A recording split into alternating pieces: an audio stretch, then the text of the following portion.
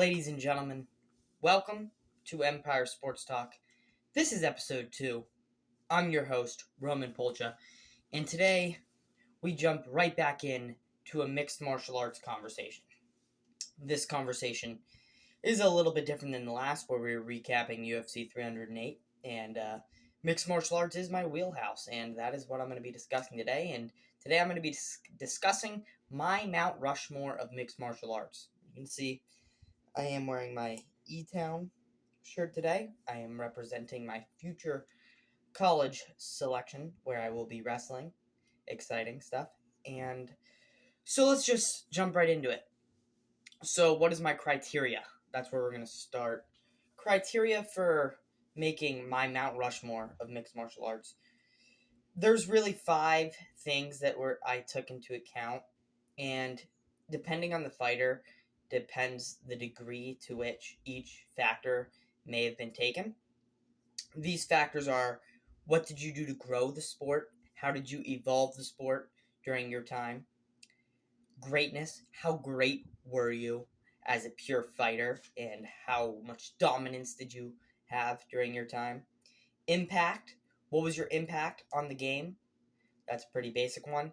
Are you a pioneer? And if so, what did you pioneer? Are you an early pioneer? Did you pioneer a certain technique, like an oblique kick, or did you pioneer a certain discipline of martial arts?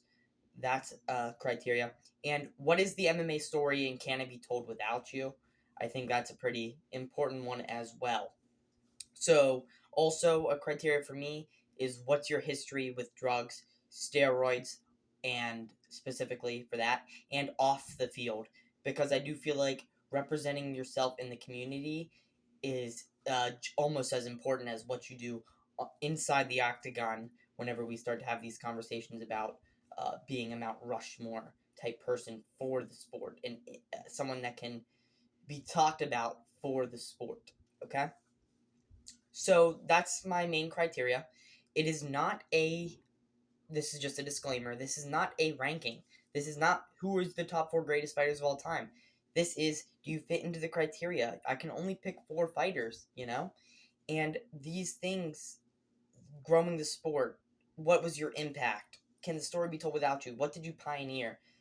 These things don't all have to do with greatness. Greatness is just 1/5 of the criteria. So if you hear a fighter that's not on the list and you're like, well, they're definitely a top 4 fighter of all time, that may be true. And in my top 50 list, there may be fighters that are in the top 4 of all time that are not in my Mount Rushmore. Just a disclaimer. So let's talk about honorable mentions. These are the people that I'd like to mention because they deserve to be mentioned in the conversation of people that belong on a Mount Rushmore. They just didn't quite make the cut, or there was a weird exception. So for these people, the first one I'm going to mention is Dana White, and he's the clear exception because he's not a fighter. I did make this just with fighters, no commentators, no business people, no promoters, no behind the scenes workers, anything of that sort. But the story of mixed martial arts cannot be told without Dana White. He brought the sport to a point where it can be viewed. He's the one that does all of the work day in and day out to keep the UFC specifically as the most dominant business in mixed martial arts in the industry. So for that reason, Dana White definitely deserves to be mentioned on the list, all the things that he did for the sport. You could even throw in a guy like Joe Rogan and Mike Goldberg into that category of people that are the voices of the early generation of the sport, so deserve to be mentioned in this video for that reason. The fighters that I would like to mention that didn't quite make the cut, I'm just going to go through them very quickly. Those fighters would be Uriah Faber and Frankie Edgar.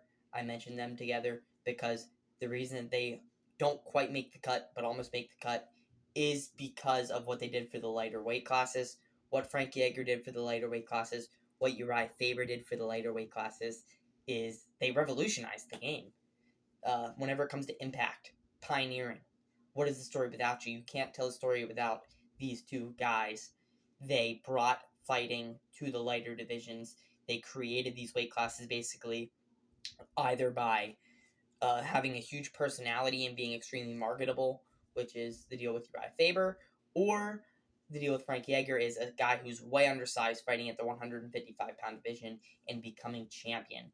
and then basically wanting to fight at a lower weight class that is better fit for his body later, fighting at 145 and 135 pounds. So those two definitely make the honorable mention list. Forrest Griffin and Stephan Bonner both make the honorable mentions list as well. One night. What they did in one night, they're on an honorable mention for that. I can't put both of these fighters on the Mount Rushmore and take up 50% of my Mount Rushmore for one night. One of these guys ended up being a champion with no title defenses. One of them never captured UFC gold. But what they did in the Ultimate Fighter Season 1 finale was a big leap for the sport as a whole and brought it to a point where people actually want to watch it. People were flipping to the channel. You've heard it a million times. People were flipping to the channel saying, you have to watch this fight. These guys are beating the crap out of each other. These guys deserve to be on the list for that night and what they did and the impact that they left on the game. I also have Demetrius Mighty Mouse Johnson because of what he did, not just for the flyweight division, but then also being a complete fighter. The impact that he left is a true mixed martial artist that blends all of the styles together. You've never seen a more complete martial artist than Demetrius Johnson, whether it's with the Muay Thai, the boxing, the footwork, the wrestling, the jiu-jitsu. He had it all. He brought it all together, and he is maybe the most true, complete martial artist that we've ever seen. And for that reason, you're on the list, as well as the fact that you have the most title defenses consecutively at 11 in UFC history. So you're on the list for that. Or, sorry, not quite on the list, on the honorable mention list. You also have Khabib Nurmagomedov. He makes the honorable mention cut due to the fact that he was 29-0. He is the most dominant UFC fighter in history, which is a very important thing to add in there. Barely ever lost a round, maybe lost one round in his entire championship career. And also, he impacted the game by now you see two Georgian champions in Ilya Topuria and in Merab Dvalishvili. You see all of these people from that area of the world, the Dagestani fighters, the Russian fighters, the Eastern European fighters, now are flooding into the UFC at an alarming rate, and that is because of the path that Khabib cleared for them. He really paved the way for the Russian and the Eastern European fighters in the UFC, being the first and the greatest and the most dominant of those guys. Also retiring on top. His lack of longevity is why he misses the cut, but he deserves to be mentioned for sure. Other than him, I have two more, BJ Penn and Randy Couture. Both just missed the cut as well, both for the same reasons. They're both pioneers of the early game. They're both two-division champions. Couture at 205 and heavyweight, and BJ Penn at 170 and 155. Both have historic wins on their resumes. Randy Couture with wins over Tito Ortiz and Chuck Liddell, and BJ Penn with wins over guys like Matt Hughes. I mean, big wins for both of these guys. Double champions, pioneers of the early game.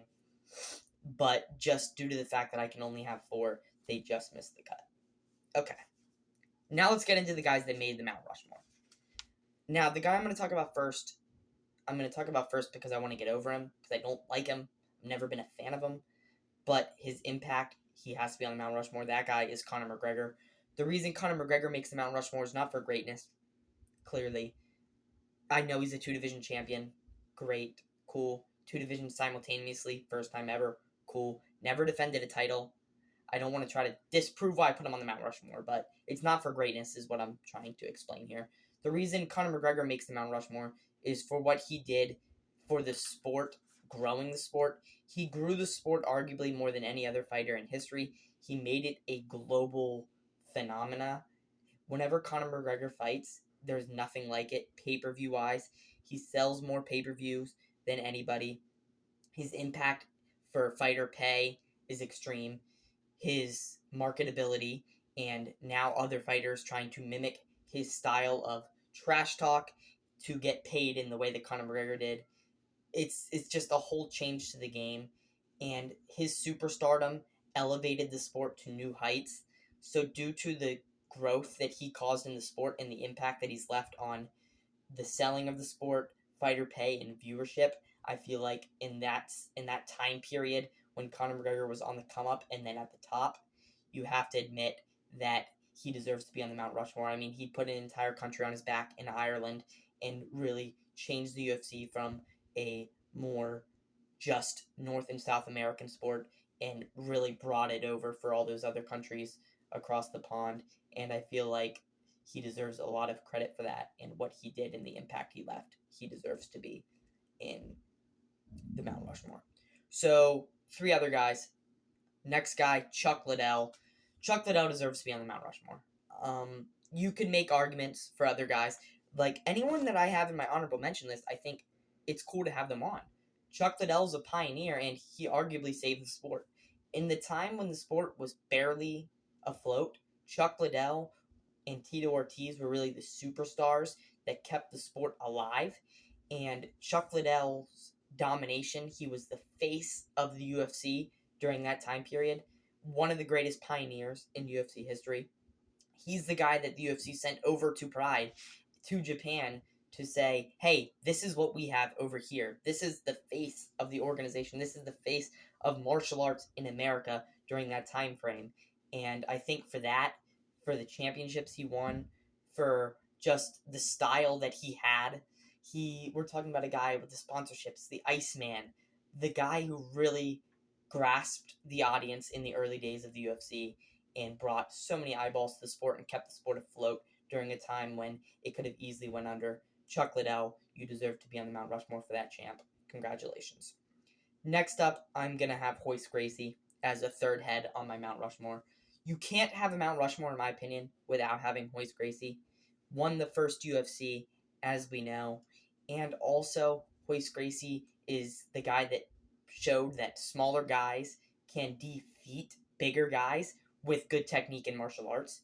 He fought at a time in UFC 1 at the very beginning in the late 90s, whenever there was huge guys fighting really small guys, guys in gis, guys with one boxing glove. I mean, we're talking about the earliest form of martial arts in North America, in that realm of the UFC, and really putting martial arts on television in that way. And Hoist Gracie, being that he was the first guy to do it, being that he is the original pioneer, doing what he did in the early days for the sport of jiu-jitsu as well, where after Hoist Gracie, jiu-jitsu really dominated mixed martial arts for the first early years. He did that. You can attribute that to him and the impact that he's left.